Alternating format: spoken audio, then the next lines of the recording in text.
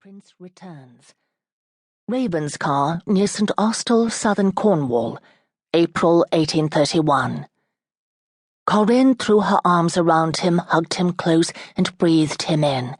He smelled of a wild wind and a storm-tossed sea. His face was darkly tanned from months spent striding the deck of his ship, and his eyes were alight with pleasure.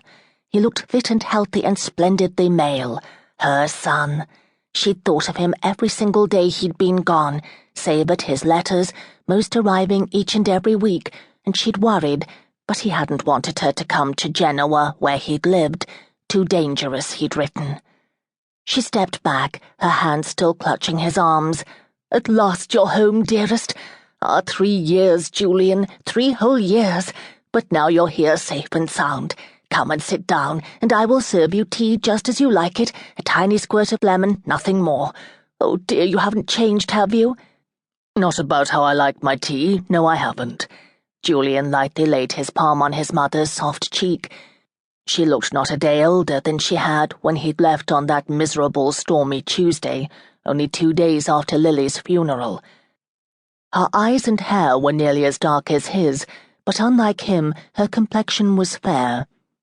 "You're still as beautiful as when I left you 3 years ago." "That is very kind of you to remark upon, dearest." She studied his beloved face for a moment, so very beautiful he was, and she could see some of herself in him, the way his eyes shined when he was pleased, how he threw back his head when he laughed. Did he look at all like his father? She didn't know. She'd never seen a portrait of her husband as a young man. She supposed there was a portrait hanging at his ancestral home, Mount Burney.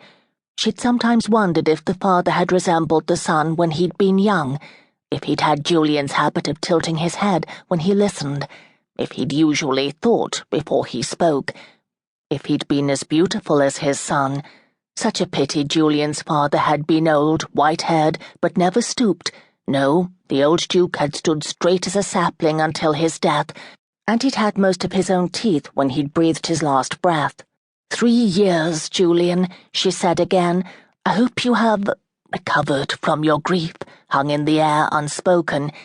That is, how are you feeling, dearest?" He grinned down at her. "I am fine, Mother. 3 years is a long time, too long, truth be told. I am very glad to be home. No, I do not still mourn Lily, but I miss her. I suppose I always will." Corinne looked up when the drawing-room door opened. "Poofer, there you are. Tea and some black cake for my returned prodigal." "Yes, Your Grace," Poofer said, his old eyes on Julian, but he bowed grandly in both their general directions.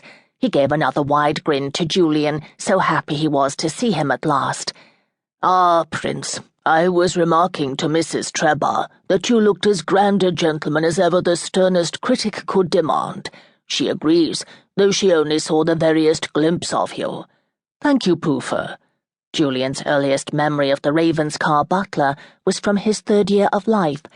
He'd rolled a ball against Baron Purley's feet, and Poofer had bowed to the Baron as grandly then as now, scooped Julian up, rubbed his head, stuck him under his arm, and carried him out, Julian yelling for his ball.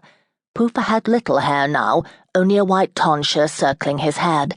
As for Mrs. Trebah, the Ravenscar housekeeper, she'd been here even longer than Poofer. Come when the old Duke had been a mere 70. 5 years before he'd married Julian's mother. "Come and sit down, Julian." Julian hugged his mother once more and gladly accepted her fussing over him.